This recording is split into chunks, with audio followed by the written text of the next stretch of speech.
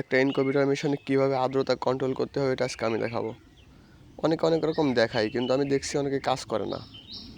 কিন্তু আজকে আমি যেভাবে দেখাবো এভাবে অন্য কোনো জায়গায় দেখেন নাই। অনেকে দেখা যাচ্ছে করছেন 50-এর নিচে থেকে আর্দ্রতা, 50-এর উপরে ওঠে না। কিন্তু আজকে আমি যেভাবে দেখাবো ইনশাল্লাহ 100% আর্দ্রতা বাড়বে। বিশ্বাস যদি না হয় তাহলে আমার এই ভিডিওটা দেখুন, শেষ পর্যন্ত দেখতে থাকুন। তো চলে আসলাম আমাদের ঘরের ভিতরে, এবার দেখাবো আর্দ্রতার বিষয়টা। তো এই ইনকিউবেটর আমার নিজের হাতে বানানো।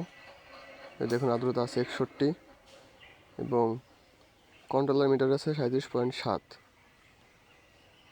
তো এখন ভিতরে আমি দেখাচ্ছি, ভিতরে দেখুন কিভাবে আমি আর্দ্রতা কন্ট্রোল করি।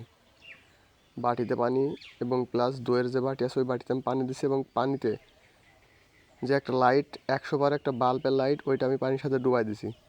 এর কারণ হচ্ছে কি, যাতে ওই বাটিতে পানি যা আছে ওটা গরম হয়ে এরপর বাষ্পিত হয়ে চারপাশে যে আর্দ্রতা ছড়ায় পড়ে। এবার দেখাবো আমার দ্বিতীয় মেশিন।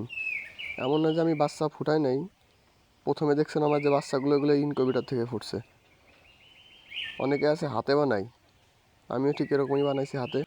তো ভিতরে দেখতে পাচ্ছেন শোলা ছিল, আমি শোলা দিছি এবং কার্টুন দুইটা এক জায়গায় করছি, এক জায়গায় করে এরপর ওই দুইটা দিয়ে একসাথে মিক্স করে এরপর ভিতরে শোলা বসাই দিচ্ছি, যাতে আলোটা বাইরে না যায়, কিংবা যে আলোটা আছে লাইটের আলো ওইটা যাতে বাইরে না যায়।